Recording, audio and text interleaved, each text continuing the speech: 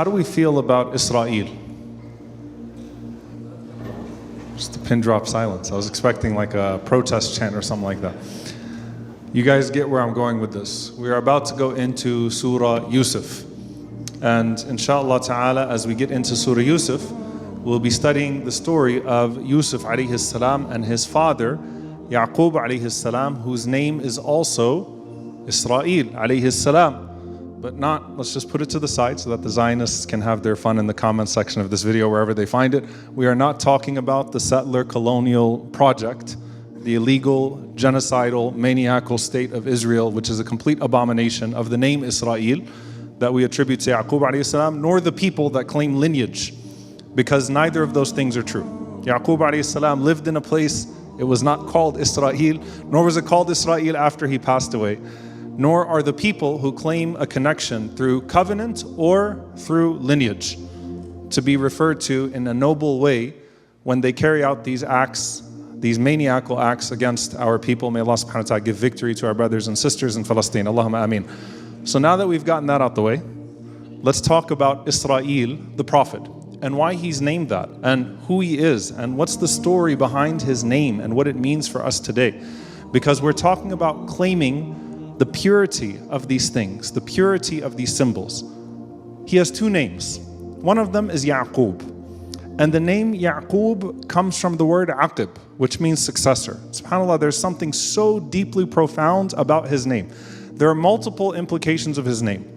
One of them, Aqib, is because he was born as a twin to his brother Al-Is. And he was the second twin. And so when he comes out of the womb, and you can imagine, subhanAllah, a family that struggled with the idea of lineage, the idea of children coming, right? Not only is the wife of Ishaq blessed with Yaqub, but there is another child as well, and Yaqub comes out right after his brother, and so that's one of the implications of his name, to follow along his brother.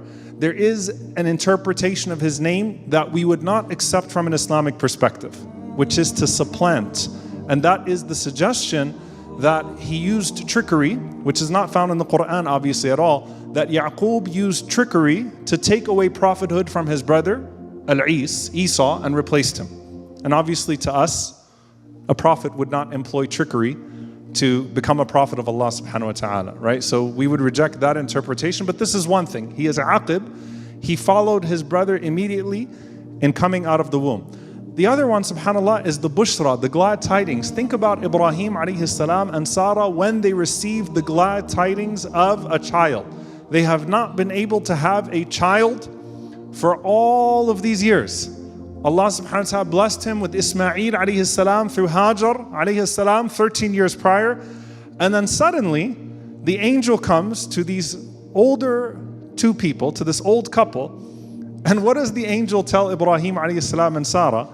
Not only did they get the bushra of Ishaq, the bushra of a child Ishaq, وَمِن وَرَاءِ إِسْحَاقَ Yaqub. Like, subhanAllah, look how Allah answers the prayers, and look how Allah subhanahu wa ta'ala fulfills the covenant towards his people. That you have a child that is coming, and we have gifted you from that child, a child from that child, and there will be many, many children from that child. And you will live to enjoy both of them, and that is actually part of the bushra. SubhanAllah, part of the glad tidings is that Ibrahim alayhi salam got to see with the coolness of his eyes his son Ishaq and his grandson Yaqub as well. And Yaqub is a beautiful child, a noble prophet of Allah. SubhanAllah, someone who embodies so many of the traits and qualities that we wish we could have, and we learn about his patience in the story of Yusuf alayhi salam, and that's just one dimension of his life alayhi salam, right? And so that's one interpretation, as well as the succession, the story of succession.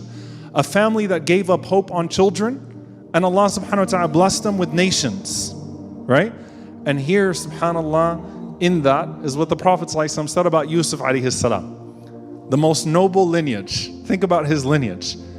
A prophet, the son of a prophet, the son of a prophet, the son of a prophet. There's no person who ever had a lineage more noble than Yusuf alayhi salam. Yusuf, the son of Yaqub, the son of Ishaq, the son of Ibrahim. What a noble lineage that he had. Prophet, prophet, prophet, prophet.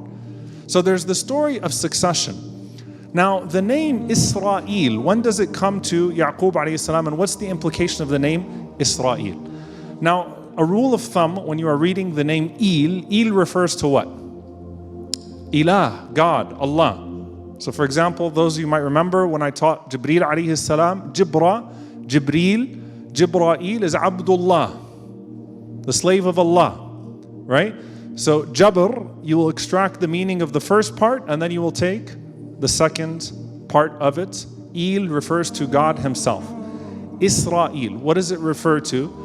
And what is his name, and why is this the name that's given to him? Again, an interpretation that's not found in the Quran is that at some point he wrestles with God or wrestles with an angel and his name changes from Yaqub to Israel, right? Like an upgrade. Israel means the one who is bound to Allah by covenant. Isr refers to a binding. Like when you have a prisoner and you tie up a prisoner, the way Sheikh Yasser, if he tied me up, what would he call me? His Asir, right? So he is bound to his Lord, not by compulsion or hatred. He is bound by covenant, right? He's bound by his covenant, alayhi salam, with Allah subhanahu wa ta'ala. And this is something extremely profound and extremely beautiful in the story of Yaqub alayhi salam, a man who honors his covenant with Allah subhanahu wa ta'ala. And the call to Bani Israel, the children of Yaqub, is honor the covenant. Honor the ahd, honor the mithaq, the covenant that you took with your Lord, the covenant that Allah gave you, and directly tying the favor of God to the covenant that you honor with God. And Yaqub alayhi salam is a man who is devout in honoring his covenant with Allah subhanahu wa ta'ala. And here you see, subhanAllah, the beauty, and I don't have too much time to go into this, so I'll make it very quick. The beauty in the Quran, and when Allah uses the name Yaqub and when Allah uses the name Israel, when they're both interchangeable. Yaqub refers to the story of succession. Bani Israel is whenever his name is brought up in invoking the covenant, invoking following the prophets, keeping to what was given to you. You're not just chosen and then the covenant has nothing. No, you are given victory when you abide by the revelation. You're given God's favor when you respond to God's revelation. Those two things are interchangeable. And we find with him, alayhi salam, Israel alayhi salam, Yaqub alayhi salam, this beautiful honoring of the covenant. And I'll just give you two things very quickly, subhanAllah. The only prophet of Allah whose death conversation with his children is recorded is Yaqub alayhi salam. Am kuntum shuhada idh hadara Yaqub al-maut idh qala li banihi ma ta'buduna min ba'di.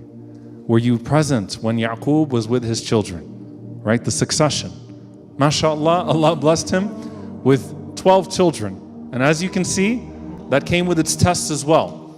But nations were born out of that. And Bani Israel has prophets, has beautiful worshippers as well, right? The prophets of Bani Israel and Ubbad of Bani Israel and things of that sort, right? There are worshippers that are there as well. And Yaqub is speaking to his children. It says, what will you worship after me? Renew your covenants. قَالُوا نَعْبُدُ إِلَهَكَ وَإِلَهَ آبَائِكَ إِبْرَاهِيمَ وَإِسْمَعِيلَ وَإِسْحَاقَ. We worship your Lord, we worship the Lord of your father, we worship the Lord of Ibrahim, the Lord of Ismail, the Lord of Ishaq, the one Lord, and we are to him Muslimun, we submit ourselves to him. So subhanAllah, the story of succession is deeply tied to the story of covenant. What will you hold on to?